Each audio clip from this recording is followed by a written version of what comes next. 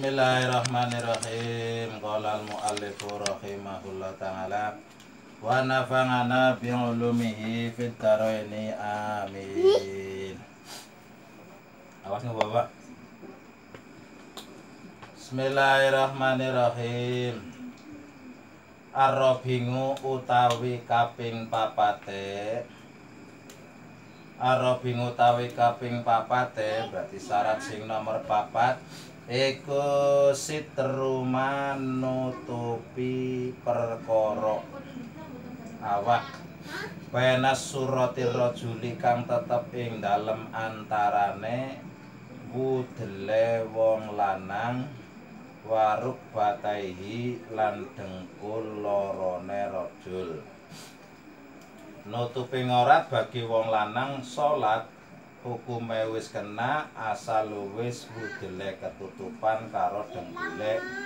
tutupan. Kuwi ukur secara sah. Nah, secara ngilmu tasawuf sopan santune ya sing rapih wong lagi menghadap karo pangeran. Wong lagi ngadep karo manungsa baen kaya anak buah maring atasan katok komprangan kur kaosan singlet upamane ya ora patut ngadep maring kiyaine upamane nang pondok ditimbali kok mukur kaos kotangan gundulan ya ora patut apa maning arep madhep maring Gusti Allah mulane kon sing rapi.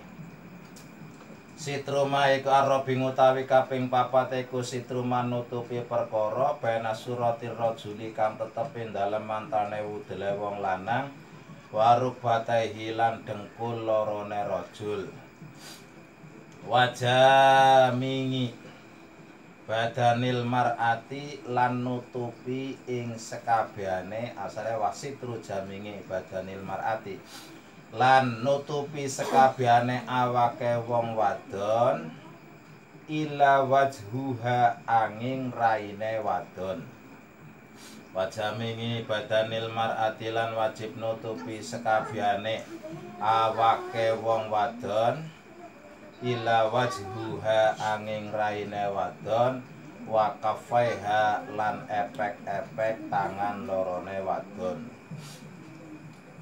Di samping wong wadon ora kon nutupi rai, ora terus epek-epek tangan.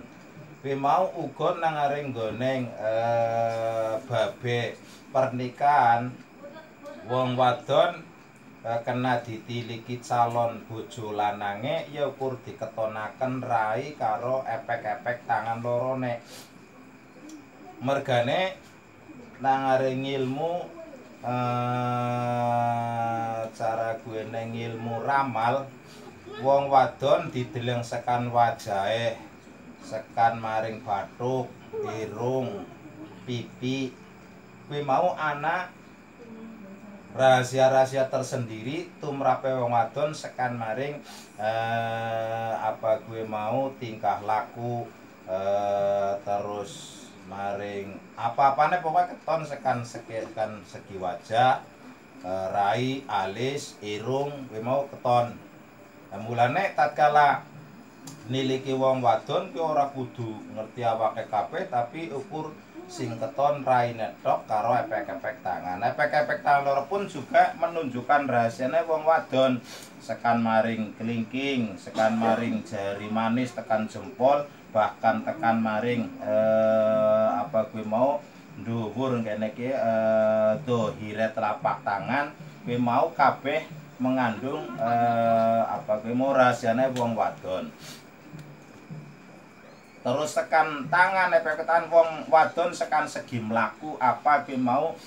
keton kabeh berarti wis cukup wong wadon pemane garep dibojo kuwi mau cukup ndeleng rai karo ndeleng telapak tangan. Wakafai halan epek-epek tangan lorone wadon. Wayajibulan wajib ngalaiha ing atase wong wadon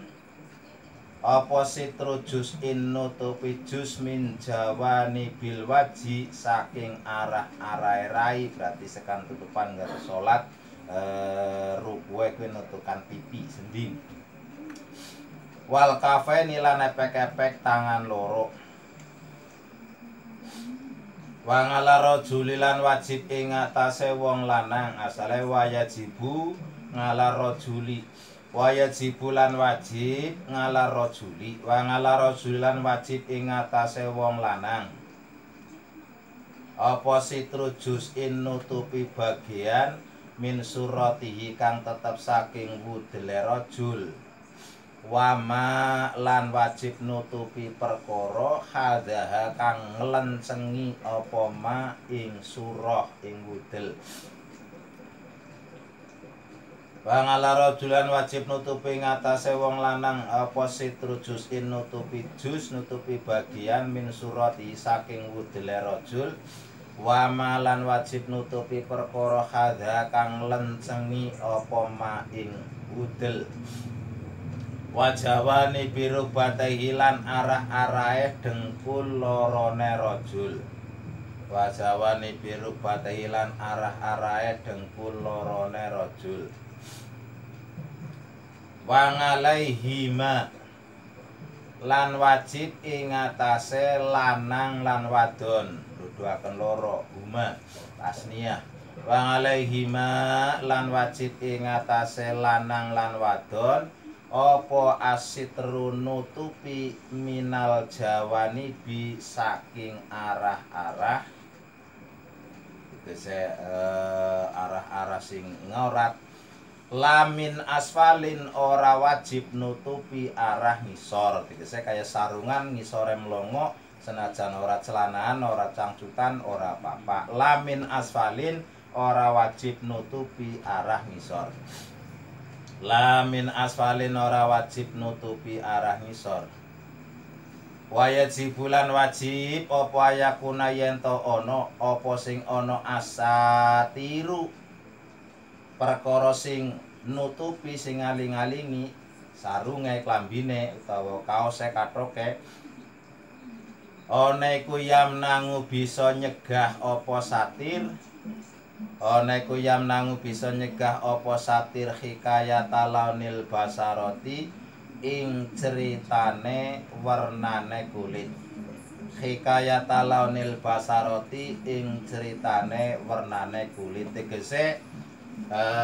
ora keton kulite sing ireng ora keton irenge sing akeh belange ya ora keton belange ya senajan nganggo kathok utawa nganggo kaos nganggo sarung tapi sarungnya bening kaya dene kaca kaya plastik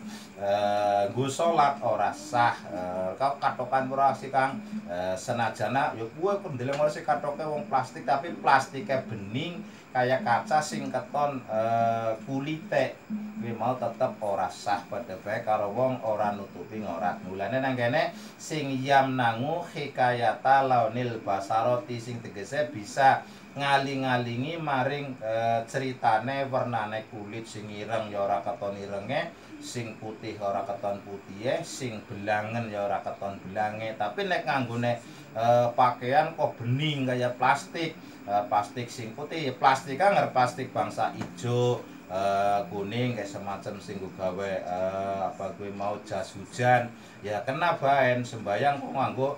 sarunge sarung jas hujan sing udu putih senajan ora kathokan ngapa ya kena mergane apa wis mencegah maring warna kulit tapi nek nganggone pakaian senajan gombal tapi gombale pamane sutra kaya dene kaca meling sing tembus kulite keton kuwi mau tetep ora sah tegese jeneng urung nutupi ngorat hikayat talonil basarati ing critane warnane kulit wa ayakuna lan yen to ana apa satir ana iku malbusan perkara kang dengo wa ghairu malbusin lan liyane perkara kang dengo tegese ya sarung klambi kaos apa berarti sing dinggo sing ora dinggo upamane nggo gawe satir